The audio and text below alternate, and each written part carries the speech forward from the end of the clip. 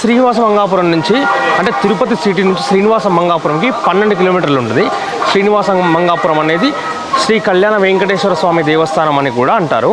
అంటే మొట్టమొదటిసారి శ్రీనివాసుడు పెళ్లి చేసుకున్న తర్వాత అక్కడ ఒక 6 నెలల పాటు కింద ఉన్నారనమాట. అంటే కళ్యాణం అయిన తర్వాత పద్మావతితో కలిసి ఎక్కిన మెట్లు అనమాట. అందుకే ఆ మెట్లని శ్రీవారి మెట్లు అంటారనమాట. ఇక్కడ ఏంటంటే మీకు అలిపిరిలో చూస్తే కొంత రోడ్డు మార్గం ఉంటుంది, కొంత మెట్లు ఉంటాయి, మళ్ళీ కొంత రోడ్డు మార్గం ఉంటుంది, విశాలంగా ఉంటుంది. ఒక్కొక్క కొండ చూసుకుంటూ ఎక్కొచ్చు.